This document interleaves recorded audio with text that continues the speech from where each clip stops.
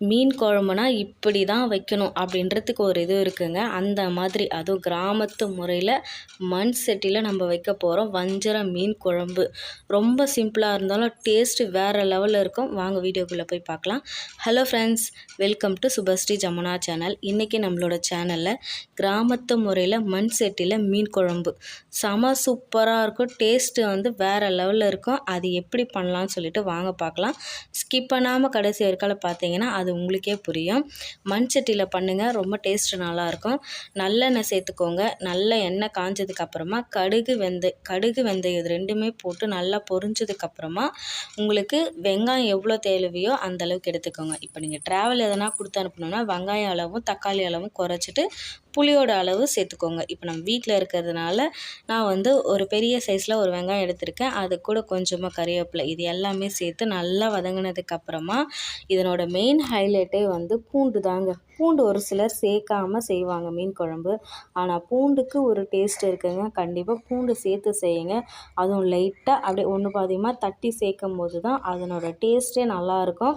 இதை வந்து சாப்பிட்டு ஃபீல் பண்ணி இருக்கிறவங்களுக்கு தான் அதுக்கு தெரியுமே.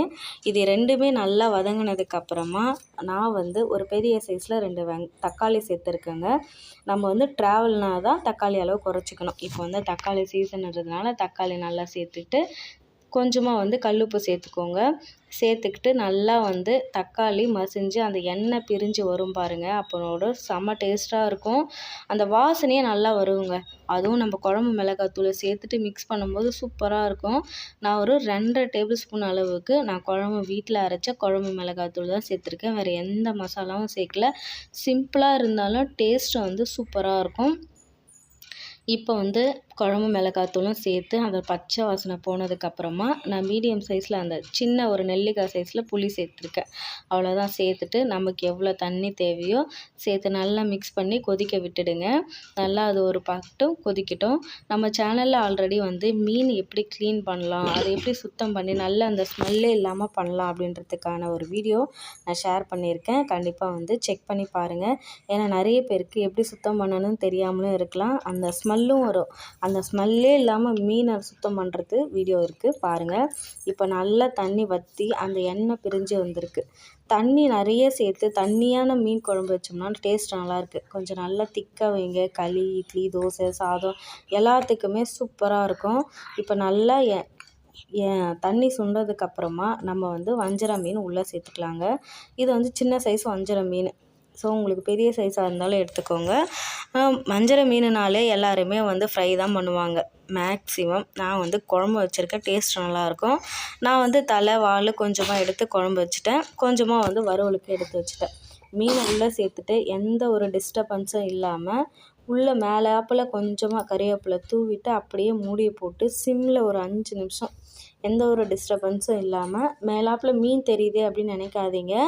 நீங்கள் வந்து அதை கொதித்து வரும்போது நமக்கு வந்து மீனெல்லாம் உள்ளே போயிட்டு பாருங்கள் சூப்பராக வந்து ரெடி ஆகிடுச்சு.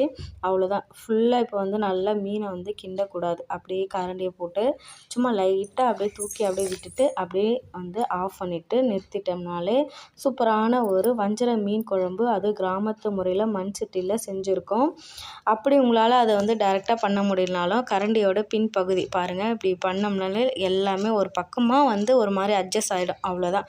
கடைசியில் ஒரு கொத்தமல்லியை தூவி இறக்கிட்டோம்னா மண் சட்டி வஞ்சர மீன் குழம்பு ரெடி. நான் தோசைக்கு தான் சாப்பிட போகிறோம். இந்த வஞ்சர மீன் குழம்பு உங்களுக்கு பிடிச்சிருந்தனா நம்ம சுபஸ்ரீ ஜமுனா சேனலை லைக் பண்ணி சப்போர்ட் பண்ணுங்கள் ஃப்ரெண்ட்ஸ். சப்ஸ்கிரைப் பண்ணுங்கள். உங்கள் ஃபேமிலி ஃப்ரெண்ட்ஸ்க்கு ஷேர் பண்ணுங்கள் ஃப்ரெண்ட்ஸ். தேங்க்ஸ் ஃபார் வாட்சிங். லைக் பண்ணுங்கள், ஷேர் பண்ணுங்கள், சப்ஸ்கிரைப் பண்ணுங்கள்.